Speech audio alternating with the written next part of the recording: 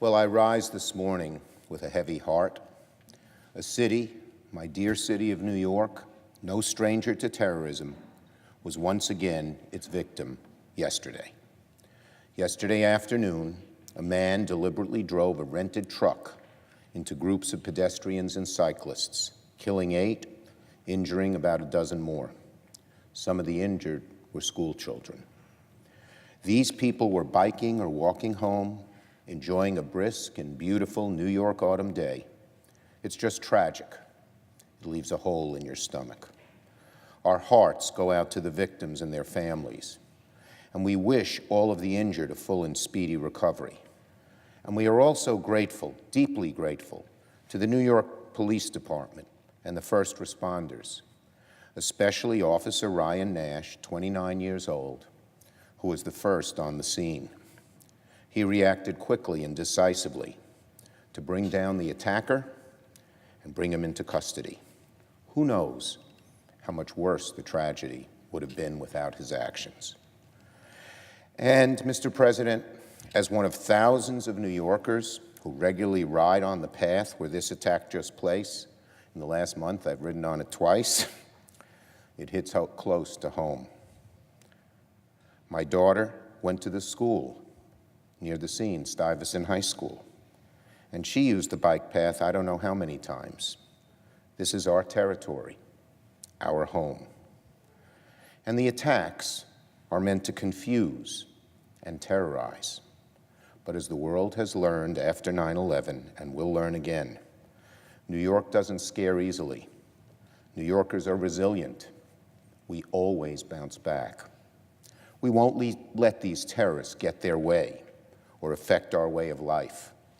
We will never let terror prevail. True to form, something that made my heart swell with pride, the New York City Halloween parade marched on last night. Thousands of school kids went right into Stuyvesant today. The terrorists can't stop us. They cannot change our way of life. We love New York. We love America. That bond holds us together. Now, Mr. President, I've seen the tweets from President Trump. After September 11th, the first thing that President Bush did was invite Senator Clinton and me to the White House, where he pledged to do what was ever in his power to help our city.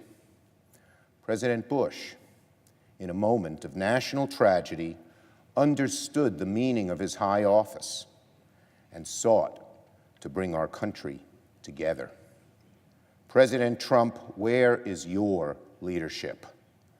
The contrast between President Bush's actions after 9/11 and President Trump's actions this morning could not be starker.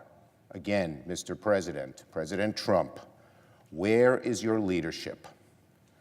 I'd say in closing, I have always believed that immigration is good for America. I believe it today.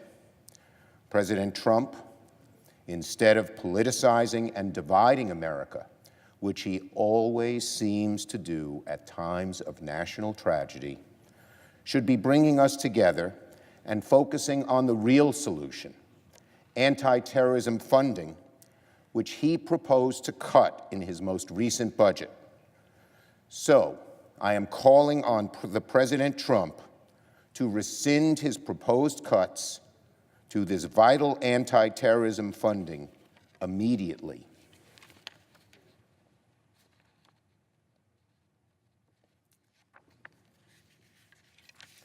Our city relies on this funding to track potential terrorists, to snuff out attacks. The NYPD, who bravely and quickly responded to the scene yesterday and brought the mayhem to an end, depends on this anti-terrorism funding to keep our city safe day in and day out. So again, I am calling on the President to rescind his proposed cuts to this vital anti-terrorism funding immediately. Instead of dividing, instead of politicizing, do something real, Mr. President. Restore these funds now. I yield the floor.